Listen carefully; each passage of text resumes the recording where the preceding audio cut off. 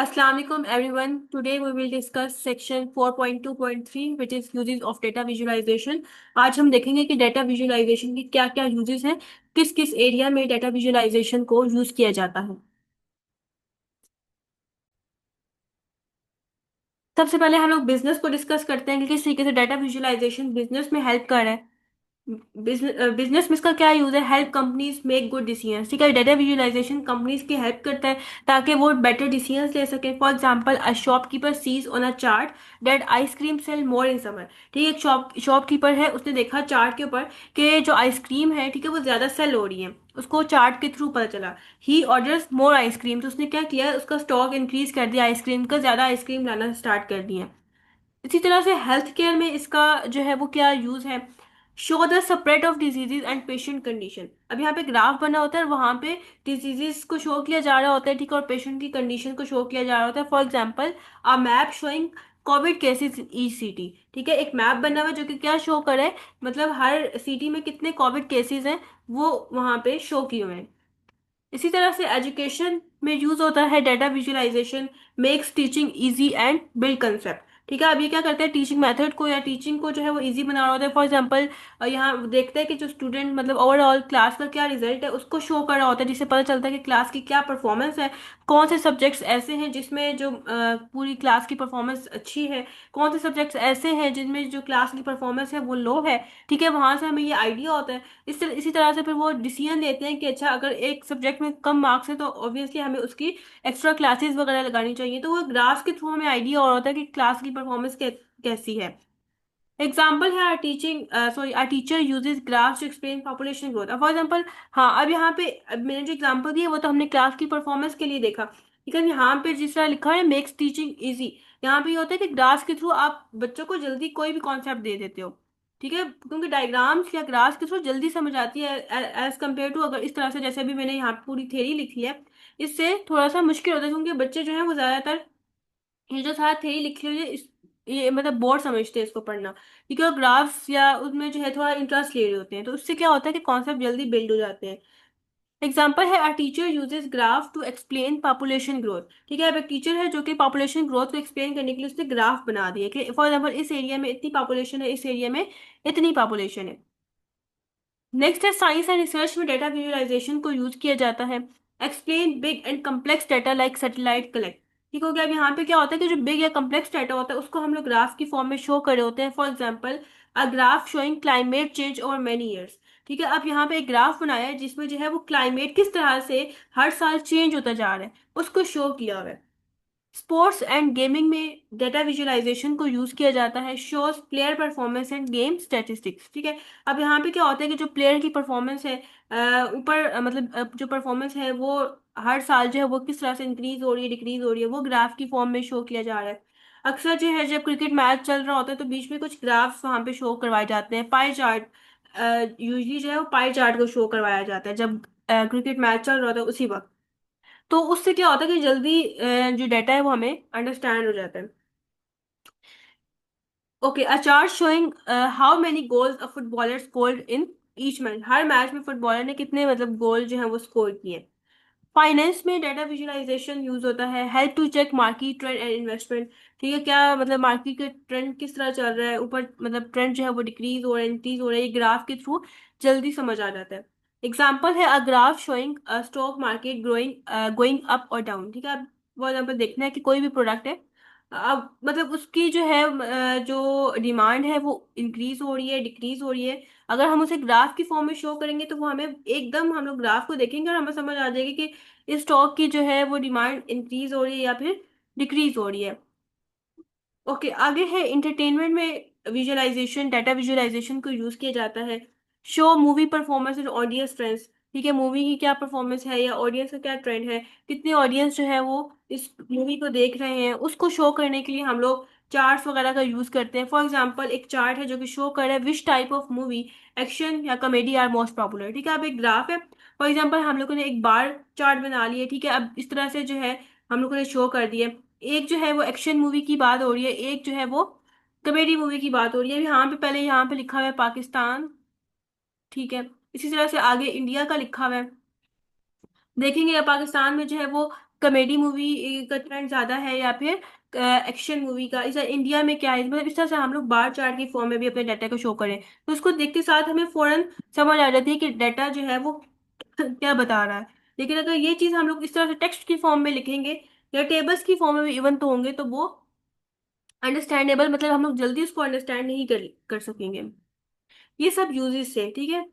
Business में use होता है, हेल्थ केयर में, एजुकेशन में, साइंस एंड रिसर्च में, स्पोर्ट एंड गेमिंग में, फाइनेंस में और इंटरटेनमेंट में डेटा विजुअलाइजेशन को यूज किया जाता है। आगे कुछ एडवांटेजेस या बेनिफिट्स हैं डेटा विजुअलाइजेशन को, डेटा विजुअलाइजेशन के, उसको हम लोग डिस्कस कर लेते हैं। Data visualization provide many benefits because it present information in a clear visual form rather than in long tables or text. Some important advantages are data visualization के बहुत से benefits हैं, ठीक है। ये डाटा को या फिर इंफॉर्मेशन को प्रेजेंट करता है एक क्लियर वे में, ठीक है, विजुअल फॉर्म में, चार्ट ग्राफ की फॉर्म में, ठीक है। ये लॉन्ग टेबल या टेक्स्ट की फॉर्म में डाटा को शो नहीं करता। अब इसकी कुछ एडवांटेजेस हैं। सबसे फर्स्ट एडवांटेज है help non technical stakeholder, ठीक है। जो नॉन टेक्निकल स्टेक होल्डर्स होते हैं उनकी हेल्प कर होते हैं, मतलब जो टेक्निकल से रिलेटेड बंदे नहीं होते उनकी हेल्प करते हैं, ठीक है। टेक्निकल मतलब कुछ जो होते हैं उस फील्ड से रिलेटेड पर्सन होते हैं, कुछ उस फील्ड से रिलेटेड नहीं होंगे, ठीक है। जो उस फील्ड से नहीं होंगे, ये टेक्नोलॉजी से रिलेटेड, फॉर एग्जांपल कोई भी टेक्नोलॉजी की बात की जा रही है, अब फॉर एग्जांपल कोई टेक से रिलेटेड बंदा नहीं है तो उसको ऑब्वियसली टेक्नोलॉजी का इतना नहीं पता, या कोई कंप्यूटर से रिलेटेड फॉर एग्जांपल बंदा नहीं है और हम कोई कंप्यूटर की बात करें, ठीक है, तो अब क्या होगा कि वो उसको इतनी जल्दी समझ नहीं आएगी कंप्यूटर की बात। लेकिन अगर हम उसको ग्राफ्स या चार्ट्स की फॉर्म में उसके सामने वो डाटा शो करेंगे तो उसको समझ आना स्टार्ट हो जाएगा। helps non-technical stakeholder, people who do not have technical knowledge like manager हो गया, ठीक है, इन्वेस्टर हो गया, या कोई कस्टमर है उसको वो टेक्निकल नॉलेज नहीं रखता, can still understand complex data, वो भी कम्प्लेक्स डाटा को अंडरस्टैंड कर लेता है अगर हम उसको डाटा विजुअलाइजेशन की फॉर्म में डाटा शो करवाएंगे। This allow them to make useful decision about their business और सर्विसेज। तो इससे क्या होता है कि वो लोग जो नॉन टेक्निकल हैं, ठीक है, तो वो भी बेटर डिसीजंस ले लेते हैं, ठीक है, क्योंकि उन्हें भी डाटा की समझ आना स्टार्ट हो जाती है और वो अपने बिजनेस और सर्विसेज से रिलेटेड बहुत अच्छे अच्छे डिसीजंस ले लेते हैं। पहला फायदा क्या था, help non technical stakeholder. दूसरा है support decision makers, helps leaders and manager understand the existing data more clearly. जो पहले से डाटा पड़ा हुआ है, ठीक है, अब वो जो डाटा विजुअलाइजेशन है वो लीडर्स और मैनेजर की हेल्प कर रहा होता है कि वो अंडरस्टैंड कर लें एग्जिस्टिंग डाटा को, ठीक हो गया, बहुत अच्छे तरीके से। Enable them to make well informed and strategic decisions, ठीक है। अब वेल इन्फॉर्म कौन से होते हैं कि जो फैक्ट की बेसिस पे डाटा लिए जा रहे होते हैं, कि डिसीजंस लिए जा रहे होते हैं। एक डिसीजन लिए जाते हैं गेस की फॉर्म में, या गेस की बेसिस पे जो है वो डिसीजन लिया जाता है, कि मतलब वैसे ही कोई तुक्का लगा दिया कि अच्छा ये हो सकता है। फॉर एग्जाम्पल हमने किसी से पूछा कि क्रिकेट मैच जो है पाकिस्तान विन करेगा या इंडिया विन करेगा, हमने वैसे ही जो है वो गैस कर दिया कि फॉर एग्जाम्पल पाकिस्तान। ये वेल इन्फॉर्म नहीं था। लेकिन अगर हम लोगों ने जो डाटा था, जो पहले से डाटा था, ओल्ड डाटा था, उसके ऊपर हमने एनालिसिस परफॉर्म किया है और हम लोगों ने उस एनालिसिस की बेसिस पे कोई मतलब प्रिडिक्ट किया है कि अच्छा पाकिस्तान विन करेगा या फिर इंडिया विन करेगा, वो वेल इन्फॉर्म होता है। तो enable them to make well inform and strategic decisions, कि वो वेल इन्फॉर्म और स्ट्रेटेजिक डिसीजंस ले सकते हैं विजुअलाइजेशन को यूज करते हुए। सेकंड इसका एडवांटेज हो गया। थर्ड है इम्प्रूव परफॉर्मेंस, परफॉर्मेंस को इम्प्रूव करते हैं by tracking data visually, businesses and services can measure and improve their performance, ठीक है। अब जब डाटा विजुअलाइजेशन हम लोग यूज कर रहे होते हैं तो बिजनेस और सर्विसेज जो है वो अपनी परफॉर्मेंस को इम्प्रूव कर रही होती हैं। विजुअल इंसाइट्स, इंसाइट्स का क्या मतलब होता है, useful information, help in setting goals and achieving them effectively. क्या होता है कि जब उन्हें डाटा समझ आ जाता है, डाटा विजुअलाइजेशन क्या है, इसका एडवांटेज होता है कि वो अपने गोल्स को सेट करने में हेल्प कर रहा होता है, और कोई भी चीज उन्होंने अचीव करनी है तो उसमें उसको हेल्प कर रहा होता है। नेक्स्ट है better communication and insight, well organise data visuals provide clear communication और बेटर अंडरस्टैंडिंग, ठीक है। अगर चार्ट्स वगैरह अगर वो प्रॉपर तरीके से जो उनका जो भी उनका डाटा है वो हमें समझ आ रहा है चार्ट्स की फॉर्म में, तो इससे क्या होता है, क्लियर कम्युनिकेशन होती है और बेटर अंडरस्टैंडिंग होती है। Real time visual data allow team to gain deeper insight quickly. जो रियल टाइम डाटा होता है, रियल टाइम जो उसी वक्त डाटा जनरेट हो रहा होता है, इमीडिएट डाटा, ठीक है, जो भी उसी वक्त डाटा जनरेट हो रहा है वो टीम को अलाउ अलाउ करता है कि वो डीपर इंसाइट गेन करें, ठीक है। मतलब जो उनका डीपर नॉलेज है ना, जो भी मतलब जिस भी फील्ड से रिलेटेड डाटा है उसका डीपर इंसाइट गेन करें। डीपर इंसाइट मतलब जो डीप डीप मीनिंग या डीप में वो क्या बात कर रहे हैं, ये क्या इंफॉर्मेशन है, ठीक है, उसको गेन कर लें। Save time and identify trend. इससे क्या होता है, टाइम सेव होते हैं और ट्रेंड्स आइडेंटिफाई हो जाते हैं कि फॉर एग्जाम्पल ट्रेंड इंक्रीज कर रहा है या डिक्रीज कर रहा है किसी भी चीज के, फॉर कोई भी प्रोडक्ट है, हम इसको ट्रेंड देखने हैं, तो हमें ग्राफ की फॉर्म में फौरन से समझ आ जाएगा। Data visualisation present information in a way that trends patterns and changes can be identified immediately. Data visualisation इस तरह से इंफॉर्मेशन को शो करता है, इस तरह से इंफॉर्मेशन को दिखाता है कि जैसे ही हम उस ग्राफ को देखेंगे, उस चार्ट को देखेंगे, तो हमें वो कोई भी प्रोडक्ट है उसके फौरन से ट्रेंड समझ आ जाएगा, पैटर्न समझ आ जाएगा, या क्या चेंजेस हो रही हैं वो समझ आ जाएंगे, ठीक है, फौरन से immediately. Save the effort of going through large table और टेक्स्ट बेस्ड रिपोर्ट। बजाय इसके कि हम लोग जो लार्ज टेबल है उनको डीपली जाके जो है वो अंडरस्टैंड करने की कोशिश करें, या टेक्स्ट बेस्ड रिपोर्ट्स होते हैं उनको पढ़ें, ठीक है, कितना टाइम टेकिंग प्रोसेस है। हम क्या करते हैं, फॉरेन ग्राफ से हमें समझ आ जाता है कि इस डेटा में है क्या। नेक्स्ट है क्विक एंड एक्यूरेट डिसीजंस। इसका जो है सिक्स बेनिफिट है, because visual save time, decision making become faster and more accurate compare to manual analysis. ठीक है, अब क्या होता है कि विजुअल जो है हमारा टाइम सेव कर रहा है, और ये क्या कहते हैं डिसीजन मेकिंग, इससे क्या होती है, फास्टर हो जाती है और बहुत ज़्यादा एक्यूरेट हो जाती है, फॉर हम लोग कोई भी डिसीजन ले सकते हैं कंपेयर टू मैनुअल एनालिसिस। क्या हम लोग मैनुअली देखते हैं, ठीक है, हम लोग एक चीज़ जाके पढ़ते हैं, एक एक चीज़ जाके समझते हैं, हमें फौरन से वो चीज़ ग्राफ की फॉर्म में समझ आ जाती है और हम लोग इमिडिएटली कोई भी डिसीजन ले सकते हैं। तो डिसीजन मेकिंग में ये हेल्पफुल होता है। Helps organisation respond quickly to challenges and opportunities. अब ये ऑर्गेनाइजेशन की हेल्प करता है कि फौरन से कोई रिस्पॉन्ड करे, ठीक है, क्योंकि उन्हें फौरन से डाटा समझ आ जाता है और वो उसके अगेंस्ट कोई भी रिस्पॉन्ड करते हैं, ठीक है, चैलेंजेस वगैरह या जो भी अपॉर्चुनिटीज हैं उनको फौरन से रिस्पॉन्ड कर रहे होते हैं। अब इसके ये सारे एडवांटेजेस थे, लेकिन इसके अलावा भी कुछ एडवांटेजेस हैं, जो कि एक फिगर बनी हुई थी आपकी बुक में, फिगर 4.23। उसमें कुछ एडवांटेजेस है, इजी टू अंडरस्टैंड, जो डाटा है हम उसको फौरन से समझ लेते हैं। फॉर एग्जांपल एक पाई चार्ट है जो कि कंपनी की सेल्स, ठीक है, हर रीजन में कितनी सेल्स हो रही है उसको शो करे, तो इससे क्या होता है कि फौरन हमें ये चीज क्लियर हो जाती है कि कौन से एरिया में कौन सी प्रोडक्ट सबसे ज्यादा सेल हो रही है।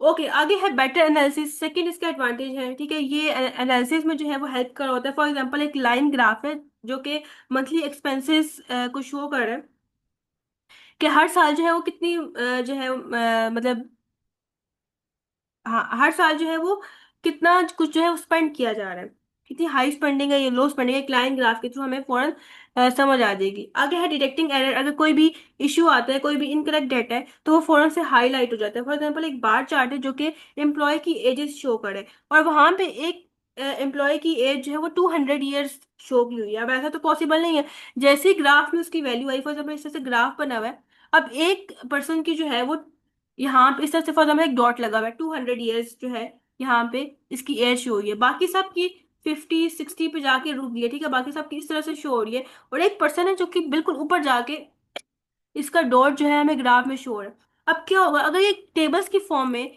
यहाँ पे लिखा होता है कि एक फॉर एग्जाम्पल इस पर्सन की 200 है, इसकी 50 है, तो हमें एकदम यहाँ पे नजर ना आता कि एक पर्सन की एज गलत लिखी हुई है।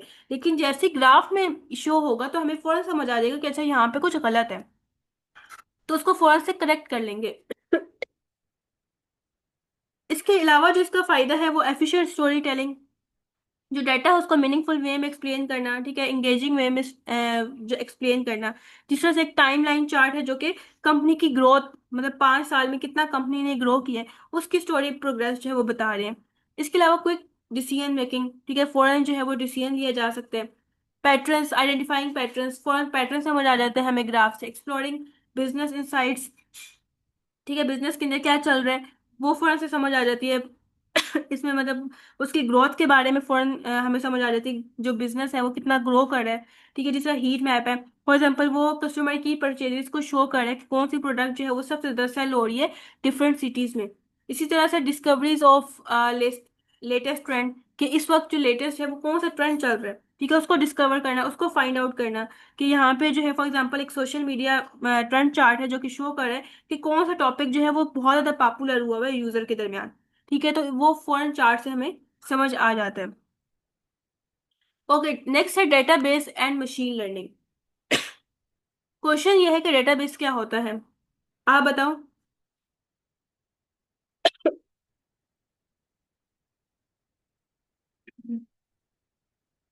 आइडिया है डेटाबेस क्या होता है?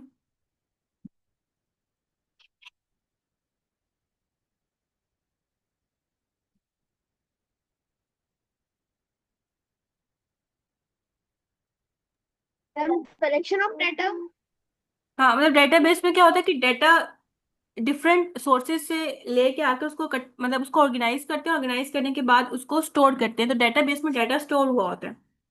ठीक हो गया, टेबल्स की फॉर्म में। Okay, database is a collection of related data store in a table. ठीक है, टेबल्स की फॉर्म में मतलब हम लोग डाटा कलेक्ट करते हैं, उसको ऑर्गेनाइज करते हैं और उसके बाद टेबल्स की फॉर्म में उसको स्टोर कर देते हैं।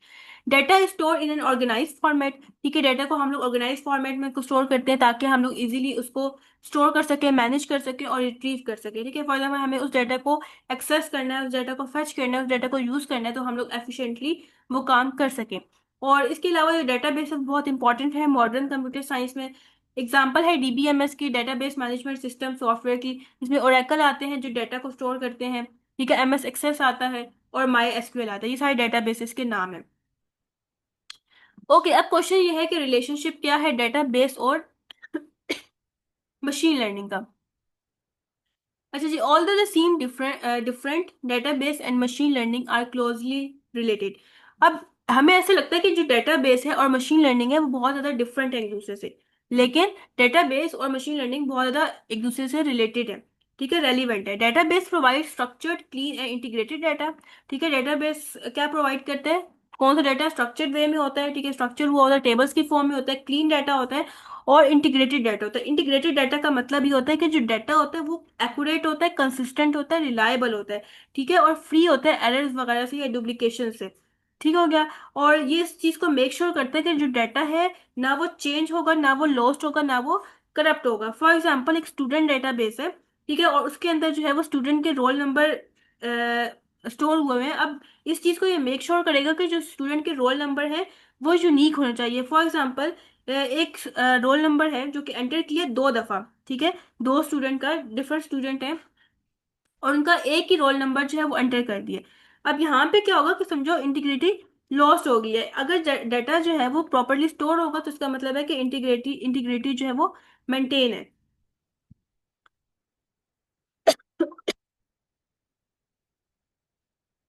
Okay, machine learning uses this data to train algorithm and make prediction. Okay, database है तो वो डाटा स्टोर कर लिया, कौन सा डाटा जो क्लीन था, जो स्ट्रक्चर्ड वे में स्टोर हुआ हुआ था। लेकिन अब उस डाटा को क्या करता है, मशीन लर्निंग यूज करता है ताकि अपने एल्गोरिथम्स को ट्रेन करे और प्रिडिक्शंस वगैरह करे। ठीक हो गया, डेटाबेस उस डाटा को स्टोर करेगा और मशीन लर्निंग उस डाटा को यूज करेगा, ठीक है, ताकि अपने एल्गोरिथम्स को ट्रेन कर सके। नेक्स्ट, इसका जो है वो डिफरेंस आ गया। डेटाबेस और मशीन लर्निंग में क्या डिफरेंस है? सबसे पहला डेटा स्टोरेज का। डेटाबेस क्या करता है, स्ट्रक्चर्ड फॉर्मेट में जो डाटा होता है उसको स्टोर करता है, जो tables with rows and columns. लेकिन मशीन लर्निंग क्या करता है, need the same structured data set for training model. अब वो क्या करेगा, जो डेटाबेस के अंदर डाटा होगा उसको यूज करेगा और अपने मॉडल्स को ट्रेन करेगा। फिर data pre processing, data is normalised, मतलब कोई उस डाटा कहीं डुप्लीकेशंस ना हो, कोई रिडंडेंसी ना हो, सब एरर्स वगैरह रिमूव हो, क्लीन डाटा हो। फिर उस क्लीन डाटा को मशीन लर्निंग में क्या करेगा, उस क्लीन डाटा को यूज करेगा, required clean data for accuracy. ठीक है, मशीन लर्निंग को यही क्लीन डाटा चाहिए, ठीक है, नॉर्मलाइज्ड डाटा चाहिए। ठीक है, ताकि जो है dirty actions, sorry, dirty data affect performance. अगर डर्टी डाटा होगा, वो क्लीन नहीं होगा, स्ट्रक्चर्ड फॉर्म में नहीं होगा, तो जो परफॉर्मेंस है वो उसकी इफेक्ट होगी। तो इस वजह से मशीन लर्निंग को डाटा बेस वाला डाटा चाहिए होता है, क्योंकि वो नॉर्मलाइज्ड होता है, वो क्लीन होता है, उसके अंदर कोई मिस्टेक्स नहीं होती। Data retrieval, fast and easy retrieval through SQL queries. अब यहाँ पे डेटाबेस के अंदर हमने कोई डाटा रिट्रीव करना है, कोई डाटा फेच करना है, कोई डाटा यूज करना है, तो वो हम लोग कैसे करेंगे? वो हम लोग एसक्यूएल क्यूरीज के थ्रू करेंगे। ठीक है, एसक्यूएल क्यूरी क्या होता है? क्वेश्चन ये होगा कि आपने पहले शायद नहीं पढ़ा होगा कि एसक्यूएल क्या होता है। SQL basically structured Curie language होते हैं। ये एक लैंग्वेज होती है जो कि डेटाबेस के साथ बेसिकली इंटरेक्ट करी होती है। अब हम लोग एसक्यूएल को अगर यूज करते हैं तो हम लोग डाटा को स्टोर भी कर सकते हैं, ठीक है, डाटा को रिट्रीव भी कर सकते हैं, डाटा को अपडेट भी कर सकते हैं, डाटा को डिलीट भी कर सकते हैं। तो एसक्यूएल क्यूरी का क्या मतलब हुआ कि हम लोग एक रिक्वेस्ट भेजते हैं कि हमें जो है डेटाबेस से कोई इन्फॉर्मेशन चाहिए। ठीक है, डेटाबेस से हमें कोई इन्फॉर्मेशन चाहिए तो हम कैसे उसको यूज करेंगे? हम लोग एसक्यूएल क्यूरी के थ्रू उसको यूज करेंगे। क्लियर एसक्यूएल क्यूरी का? Yes, ma'am. और data set can be retrieve with simple ML algorithm. ठीक है, अब हम लोग अगर यहाँ पे हमें डाटा चाहिए तो हम लोग क्या करते हैं, मशीन लर्निंग के एल्गोरिदम्स को यूज करते हुए डाटा को रिट्रीव कर लेते हैं। यहाँ पे हम लोग एसक्यूएल क्यूरी के थ्रू, यहाँ पे हम लोग मशीन लर्निंग के एल्गोरिदम के थ्रू करते हैं। फिर आ गया data integration, maintain data integrity. ठीक है, अभी हम लोग डेटा इंटीग्रिटी को बात की थी कि वो डेटा जो बिल्कुल एक्यूरेट होता है, उसमें कोई प्रॉब्लम नहीं होती, कोई डुप्लीकेशन नहीं होती, एरर्स नहीं होते, मिस्टेक नहीं होते। अब डेटाबेस इस चीज को मेंटेन करते हैं, डेटा इंटीग्रिटी को, कि डेटा जो है वो बिल्कुल करेक्ट रहे। अब मशीन लर्निंग में क्या है, needs integrated data for comprehensive training. ठीक है, कम्प्रिहेंसिव ट्रेनिंग के लिए उसको जो डेटाबेस के अंदर इंटीग्रेटेड डेटा है उसको यूज कर रहा होता है, क्योंकि उसको उसकी जरूरत होती है। स्केलेबिलिटी हो गया, can handle from small 50 records to very large databases. ठीक है, अब इसके अंदर जो है वो कितने 50 रिकॉर्ड से लेके मिलियन प्लस रिकॉर्ड तक डेटा स्टोर किया जा सकता है। मशीन लर्निंग में क्या होता है, नीड स्केलेबल डेटा स्टोरेज। अब इसको जो है मतलब क्योंकि इतना रिकॉर्ड जहाँ पे स्टोर करना है, ऑब्वियसली उसको स्टोरेज भी चाहिए, ताकि जो बिग डेटा एप्लीकेशन है उनके साथ काम कर सके, 100,000 या फिर मिलियन ऑफ रिकॉर्ड। ओके, आगे है रियल टाइम डेटा प्रोसेसिंग। अब real time data processing support real time data storage and retrieval. ठीक है, ये किस चीज को सपोर्ट कर रहा होता है, कौन सी स्टोरेज को, रियल टाइम डेटा स्टोरेज को। अब रियल टाइम क्या होता है आप बताओ मुझे, मैंने बहुत दफा जो है इस चीज को एक्सप्लेन किया है। Real time,